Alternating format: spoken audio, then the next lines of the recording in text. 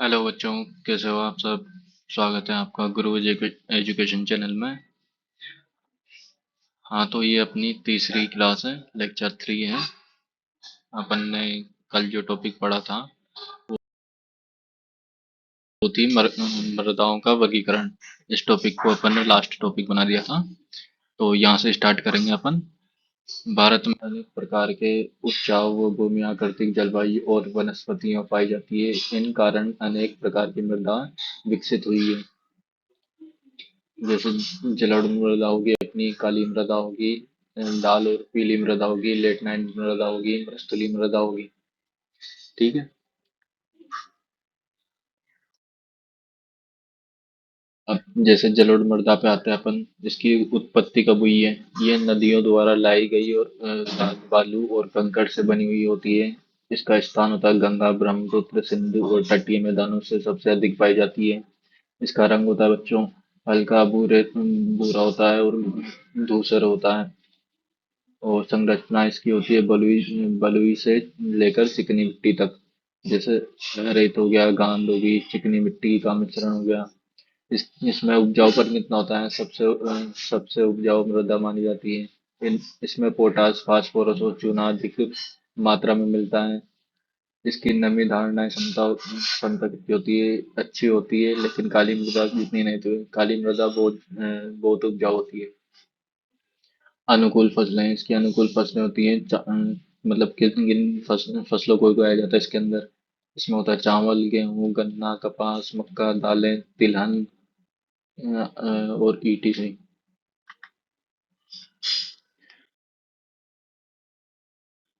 जलोढ़ मृदा के प्रकार होते हैं खादर और बांगर। खादर में आते हैं अपन। नई जलोढ़ मृदा हर वर्ष बाढ़ से जमा होती है। तो मतलब जो बाढ़ से बहती हुई मिट्टी वगैरह आती है, तो उसे खादर और जलोढ़ मृदा कहते हैं।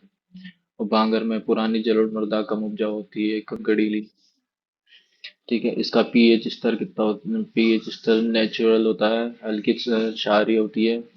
इसकी विशेषता होती है ये मिट्टी हर साल बाढ़ के साथ नई परतों में जमा होकर हमेशा उपजाऊ उपजाऊ बनती है। ठीक है बच्चों, यहाँ तक आया समझ में? इस टाइप की ये इसका ये पीएच मान होता है। ठीक है। और इस टाइप की थी आपकी जलोढ़ मृदा। ठीक है। ये बाढ़ के पानी में बह के आती है। जो जैसे कटाई वगैरह करती हुई आती है। मतलब जो बाढ़ वगैरह का पानी होता है, तो वो बहता हुआ आता है, तो कहीं ना कहीं किसी न किसी दीवार वगैरह या मिट्टी की ढेले वगैरह को इनको काटता हुआ आता है। ठीक है। आगे चलते हैं अपन।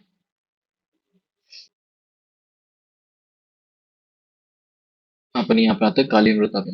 काली मृदा की उत्पत्ति कैसे होती है? ये ज्वालामुखी चट्टानों और मुख्यतः बेसाल्ट के अपक्षय से बनती है। मतलब जो उससे खराब पदार्थ निकलते हैं, उससे बनती है। इसका रंग होता है गहरी काली या धूसर काली दिखाई देती है।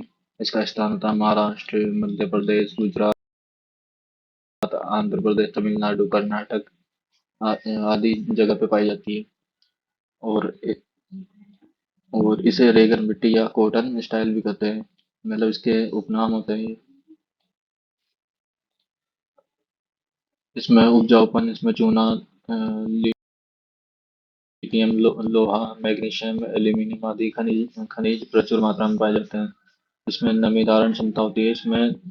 इसमें जलाधारण क्षमता बहुत अधिक होती है। मतलब पानी को इकट्ठा करने की क्षमता ज्यादा होती है इसमें। इसकी संरचना देखते हैं। ये मिट्टी चिकनी और कैसी होती है, जिसे सूखने पर दरारें पड़ जाती हैं।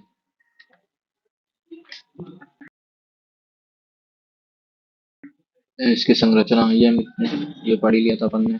इसकी अनुकूलता, अनुकूल फसलें देखते हैं इसकी। कपास कपास के लिए उपयोगी होती है। ठीक है। उसके अलावा ज्वार है, गन्ना है, गेहूं है, सूरजमुखी और दलहन दलहन की फसलें भी उगाई जाती है। ठीक है। इसका पीएच स्तर होता है एल्काइन, प्राकृतिक होता है, मतलब नेचुरल। इसकी विशेषता देखते हैं अपन।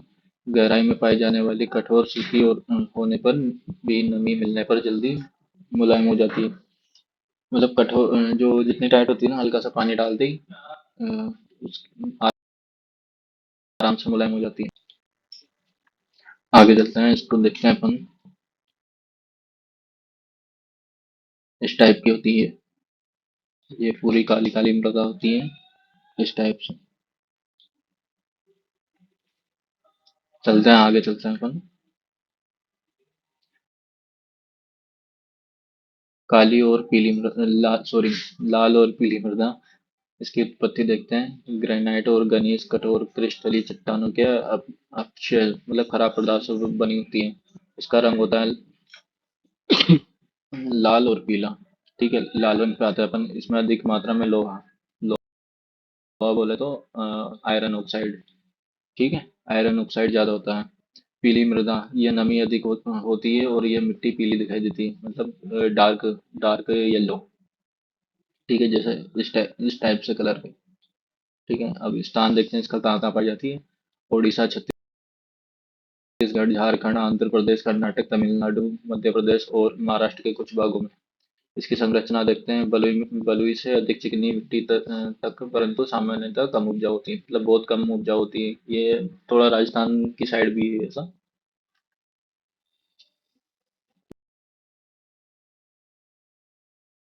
इसका उपजाऊपन देखते हैं। इसमें नाइट्रोजन, फास्फोरस और ह्यूमस जैविक पदार्थ की कमी कमी होती है। कहीं की कमी होती है? जैविक पदार्थ की कमी होती है। इसकी खनिज देखते हैं। खनिज लोहा, पोटास अच्छी मात्रा में पाया जाता है इसमें। पीएच स्तर देखते हैं इसका। सामान्य अम्लीय होता है। ठीक है। अनुकूल फसलें, मोटा अनाज, ज्वार, जैसे ज्वार, बाजरा, रागी, दाने, आलू, मूंगफली, कपास और कुछ और अन्य स्थानों पे चावल भी मान के चल सकते हैं अपन। इसकी विशेषता पे आता है अपन। कम उपजाऊ होने के बावजूद ये यदि खाद और उर्वरक दी जाए तो अच्छी फसल दी जाती है, मतलब इसको प्रॉपर टाइम पे अगर खाद वगैरह मिलता रहे, कीटनाशक वगैरह, तो ये अच्छी फसल बनने में कामयाब होती है ये वाली लाल और पीली मृदा। ठीक है, इसमें नमी, इन मिट्टियों में जल धारण क्षमता कम होती है, मतलब ये पानी को कम सोखती है। इसमें मतलब पानी भरने की क्षमता बहुत कम होती है काली मिट्टी के कंपेरिजन में। ये इस टाइप की होती है।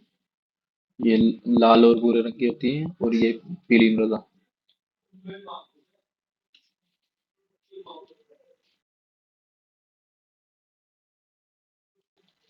आगे आते हैं अपन लेट नाइट मृदा पे।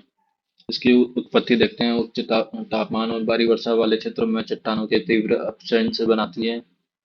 रंग देखते हैं इसका। लाल भूरा ऑक्साइड और एल्यूमिनियम ऑक्साइड अधिकता के कारण होता है, मतलब एल्यूमिनियम और ऑक्साइड की वजह से इसका रंग लाल और भूरा होता है।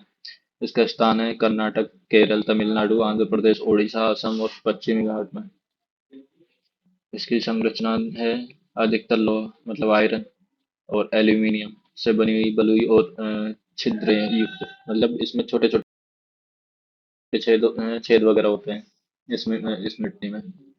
उपजाऊपन देखते हैं इसका। प्राकृतिक रूप से कम उपजाऊ और नाइट्रोजन फास्फोरस का ह्यूमस की कमी, मतलब फास्फोरस और नाइट्रोजन की कमी की वजह से ये कम उपजाऊ होती है। नमी धारण क्षमता कम, क्योंकि यह बहुत छिद्रक युक्त होती है, मतलब इसमें बहुत ज्यादा छेद वगैरह होते हैं इस मिट्टी में। इस वजह से इसमें नमी धारण की क्षमता बहुत कम होती है। ठीक है, इसका पीएच स्तर देखते हैं। सामान्य अम्लीय होती है, मतलब वो जो पीली मिट्टी में कहाँ अम्लीय है। अनुकूल फसलें, इसमें काजू, नारियल, नारियल होते हैं, चाय, कॉफी, रबड़ और कुछ स्थानों में चावल भी। जैसे चावल हो गए यूपी और पंजाब में हो जाएंगे। इधर से नारियल गोवा वगैरह में हो जाएंगे। काजू अपने होंगे जम्मू कश्मीर साइड, और चाय आसाम। चाय और कॉफी आसाम आसाम की साइड मिल जाएगी। और रबड़ वगैरह ये भी आसाम वगैरह जंगलों में होंगे।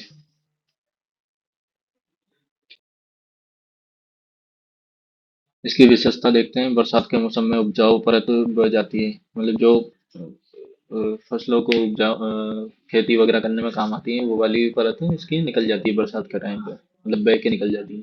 और खाद और उर्वरक डालने पर अच्छी खेती संभव है।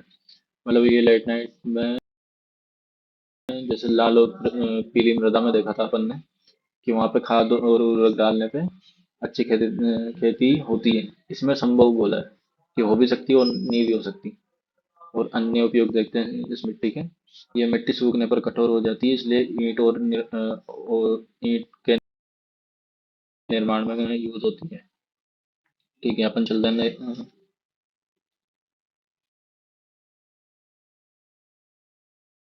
ये इस टाइप की दिखती है आपकी लेट नाइट मृदा, जो आग्नेय चट्टानों वगैरह इनसे बनती है।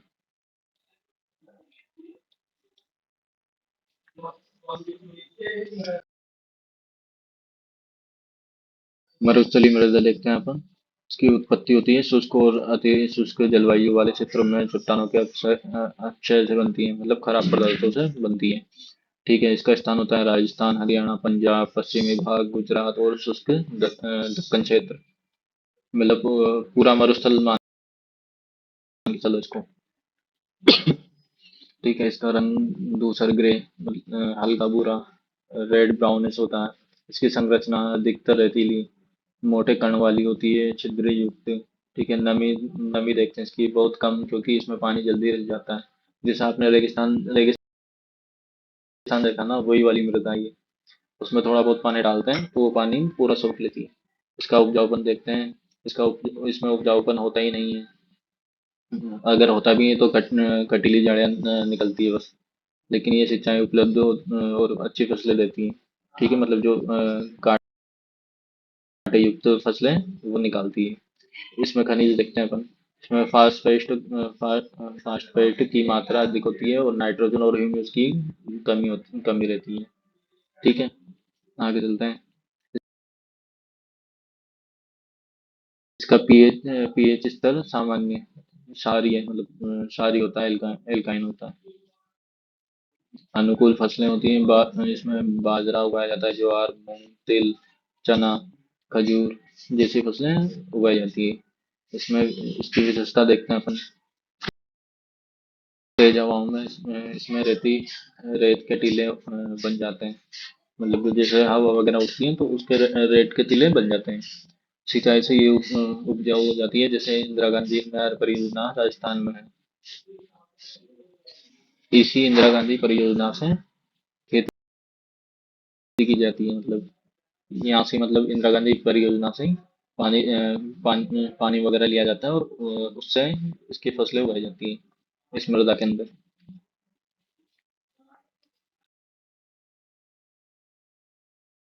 इस टाइप की दिखती है बच्चों ये मरुस्थलीय मृदा। ये राजस्थान देख लीजिए आप।